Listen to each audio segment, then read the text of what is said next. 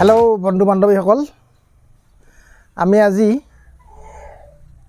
মে মাহত ৰুইছিলোঁ যে ৰোপণ কৰিছিলোঁ এই আদা বস্তাত ৰোপণ কৰিছিলোঁ অগতানুগতিক পদ্ধতিত আৰু ইয়াৰ গ্ৰোথ বা ইয়াৰ কেনেকুৱা ধৰণৰ চেহেৰা পাতি হ'ল কেনেকৈ ধৰণে আগবাঢ়ি গ'ল প্ৰডাকশ্যন দিয়াৰ কাৰণে আমি সেই বিষয়ে এতিয়া দেখুৱাবলৈ ওলাইছোঁ কাৰণ আমি আগতে কৈছোঁ যে আমি প্ৰেক্টিকেলি বস্তুটো কৰিহে তাৰ ফলাফলটো আমি আপোনালোকৰ লগত শ্বেয়াৰ কৰিবলৈ খোজোঁ আৰু এইটোৱে তাৰ এটা অংশ আমি কৈছিলোঁ যে অগতানুগতিক পদ্ধতিত কেনেকৈ আদা খেতি উৎপাদন কৰিব পাৰি আৰু সেইটো কাৰণত আমি এই চিমেণ্টৰ বস্তাত ৰোপণ কৰি কিদৰে আদা উৎপাদন কৰি বা যিকোনো মুহূৰ্ততে আদা লাগিলে আমি ল'ব পাৰোঁ এতিয়া ঘৰৰ ঢাপত কৰি থ'লে বাৰীৰ ঢাপত কৰি থ'লে আপুনি ৰাতি বিয়লি আমি আনিব নোৱাৰোঁ কিন্তু এনেকৈ বস্তা বা টাবত যদি কৰোঁ আমি বাৰান্দাত থৈ দিওঁ বা ওচৰতে থৈ দিওঁ চোতালত থৈ দিওঁ তাৰ পৰা আমি কটাৰী বা খন্তিৰে অকণমান লৈ যাব পাৰোঁ ইয়াৰ পৰা খান্দি দি পেলাই যিকোনো মুহূৰ্তত ৰাতি বিয়লিৰ কথা নাই যেতিয়া যেতিয়া ল'ব পাৰোঁ আৰু আদাৰ আপোনালোকে জানেই প্ৰায়ভাগেই আদা আৰু মাছ মানে সুন্দৰকৈ বনাই আদা জাল দিয়া বুলি কয় এই আদা জাল দিয়াত এই গছ আৰু পাতৰ ব্যৱহাৰটো বেছি ইয়াৰ গছ বা পাত কাটি নি পেলাই গছ কাটি দিলেও একো নহয় আধাতে কাটিলেও একো নহয় এতিয়া আধা মানে কাটিলেও একো নহয় আমাৰ যেতিয়া প্ৰয়োজন হয় সৰু মাছৰ লগত যদি আমি এই গছৰ পাত আৰু গছ ছিঙি নি পেলাই মিক্সিতে হওক পটাতে বটি হওক তাৰ ৰসটো উলিয়াই যদি আমি সৰু মাছ বা আন ধৰণৰ ভাল মাছ জীয়া মাছেৰে আপোনাৰ জোল বনাওঁ আদা জোল দিয়া বুলি কয় আদা জাল দিয়া বুলি কয় জোল বুলিয়ে ক'ব পাৰি সুন্দৰ এটা উপাদেয় আমাৰ মানে অসমীয়া ৰেচিপি হয় আৰু যিটো খুব সুস্বাদু এইটো আমাৰ প্ৰত্যেকে জানেই অসমীয়া মানুহে চলেই এইটো অসমীয়া মানুহৰ ঘৰত গতিকে আমি সেইটো এটা কাৰণ যে গধূলি বিয়লি মাছ আনিলোঁ আমি লগা হ'ল তেতিয়া আমি ইয়াৰ কেইটামান পাত ঠাৰি ছিঙি লৈ মোহাৰি বা বটি নহ'লে মিক্সিত দি আমি ইয়াৰ ৰসটো উলিয়াই ল'ব পাৰোঁ যিকোনো মুহূৰ্ততে আৰু ৰেডি থাকে আৰু সেইকাৰণে এনেকৈ বস্তা বা টাবত কৰিলে সেইটো দিশ আমি সামৰি ল'ব পাৰোঁ এতিয়া চাওক আমি কেনেদৰে যতন লৈছিলোঁ ৰোৱাৰ পিছৰ পৰা আমি যেনেকৈ কৈছোঁ যে আমি এটা ভাল ঘৰত থাকিলেই নহ'ব আমাক খাদ্যৰ প্ৰয়োজন ঠিক তেনেকৈ আমি ইয়াক ৰুই থ'লেই নহ'ব আমি ইয়াক উপযুক্ত যিটো নিউট্ৰিয়েণ্ট বা মৌল সেইখিনি দিব পাৰিব লাগিব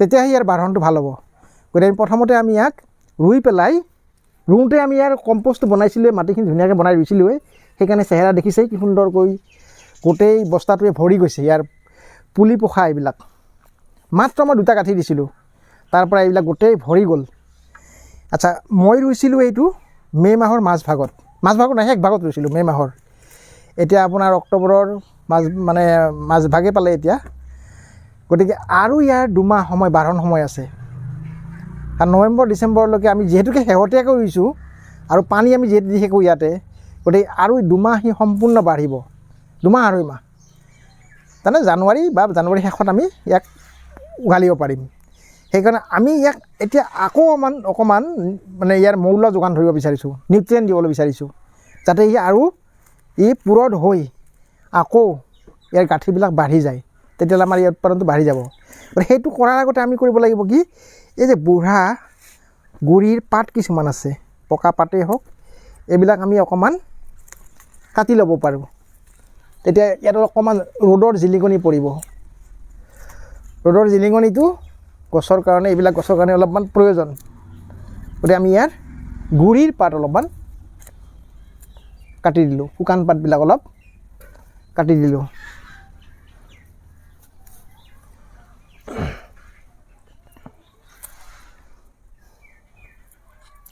এনেকৈ কাটি মুকলি কৰি দিলোঁ এইটো টাবতো তেনেকুৱা এনেকৈ আমি গুড়িৰ পাত অলপ কাটি মুকলি কৰি দিম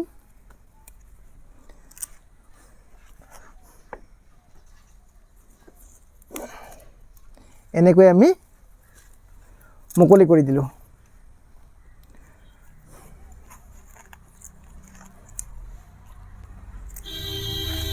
এতিয়া আমি এয়া চাওক এয়া আমাৰ ইয়াতে আমি এটা কম্পোষ্ট বনাই লৈছোঁ। ইয়াত আছে কেঁচু সাৰ, গোবৰ, পচন সাৰ, অকণ মাটিও মিলাইছোঁ, লগত অলপমান খুব কম পৰিমাণত খলিহৈ দিছোঁ। এটা মিক্সাৰ বুলি ক'ব পাৰি আৰু এই মিক্সাৰটো বনাই দিলে কি হয়, ইয়াৰ নিউট্ৰিয়েণ্টটোৰ মানদণ্ডটো বাঢ়ে আৰু অকল এবিধ নহয়। এইটো বনাই লৈ আমি এতিয়া ইয়াৰ গুৰিত আজি আকৌ এইটো শেষ দেই, শেষবাৰৰ কাৰণে ইয়াক নিউট্ৰিয়েণ্ট আমি দিলোঁ। এইটো আমি ইয়াক শেষবাৰৰ কাৰণে দিলোঁ আৰু নিদিওঁ, এয়া শেষ।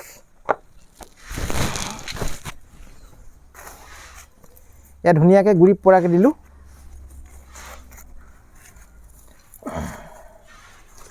ইয়াৰ পিছত আমি পানী দিম আমি। আচ্ছা, এইটো হৈ গ'ল।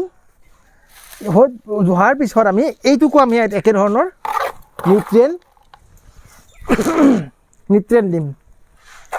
এইটোকো নিউট্ৰিয়েণ্ট দিম আমি এনেকৈ।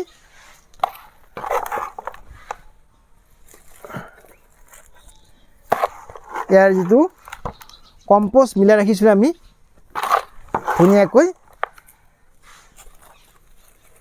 মিলাই দিলোঁ।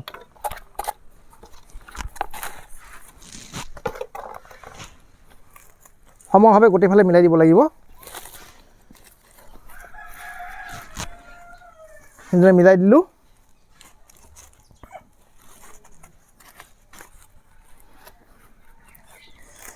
ইয়াৰ পিছত আমিতো কৈছিলোঁ, আমি ৰুওঁতেও কৈছিলোঁ যে আদা হালধি ৰুলে সাধাৰণতে আদা হালধি ৰোৱাৰ পিছত ইয়াৰ গুৰিত সদায় গছৰ পাত বা জাবৰি দিয়াটো অত্যন্ত জৰুৰী। কাৰণ ইয়াৰ মাটিটো সদায় কোমল হৈ থাকিব লাগে, যাতে পানী দিলে পিট খাই নাযায়। মাটিটো পিট খাই গৈ টান মাৰি গ'লে বেয়া হ'ব। মাজে মাজে আমি ইয়াক খুচৰি দিব লাগিব, পানীটো দি থাকিব লাগিবই। আমি এতিয়া দুইটাতে এনেকৈ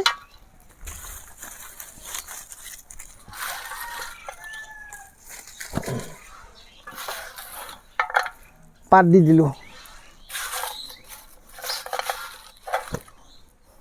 শুকান গছৰ পাত এনেদৰে দিলে কি হ'ব, এইটো পানী দিওঁতে এইটো পচন ধৰিব। পচন ধৰি পেলাই মাটিৰ যিটো উপৰিভাগ এইটো কোমল হৈ থাকিব। আৰু আদাৰ যিবিলাক গাঁঠি, আমি গাঁঠি বুলিয়েই কওঁ, আদাৰ পেটা বা গাঁঠি, সেইবিলাক বাঢ়নত সহায় হ'ব।